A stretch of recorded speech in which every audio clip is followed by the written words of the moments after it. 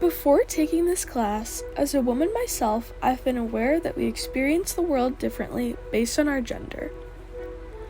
Now, I truly know how disability also changes the way people experience the world.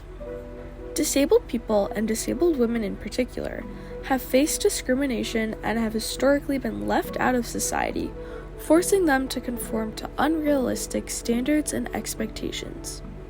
We see how disability impacts people's lives in various ways, like expectations to conform to the norm, exclusion from femininity, and struggles with hidden disabilities. Female and disabled bodies have been labeled as castrated, incomplete, or a variation of some greater ideal.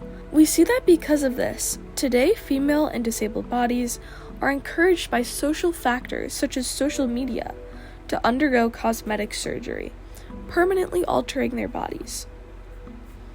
Scholar Rosemary Thompson writes, "The flight from the non-conforming body translates into individual efforts to look normal, neutral, unmarked, to not look disabled, queer, ugly, fat, ethnic, or raced." The Body Project from Bradley University cataloged the voices of disabled people, such as YouTuber Annie Elaney, a young woman who uses a wheelchair. She describes her experience of not being a quote-unquote real woman. "There were people who wouldn't look at me. They would look at the person who was pushing me, but they wouldn't look at me, and my self-esteem took a really hard hit." Disabled women like Annie have also spoke about feeling excluded from femininity. Deanna Hay is a 31-year-old woman with cerebral palsy, and she was interviewed by Our Site. She said, "I want to feel sexy and beautiful, as I am sure everyone does, and it saddens me that women with a disability are not often seen in lingerie or something that is portrayed as not being sexy." Deanna's account, as well as many others, tell us how hard it is for their sexuality to be acknowledged. Even more, those with invisible disabilities, which are disabilities that are not obvious upon first glance, are constantly forced to justify their existence in public spaces. Jacinda Kitts recently posted a TikTok describing her experience at a popular restaurant in downtown Detroit.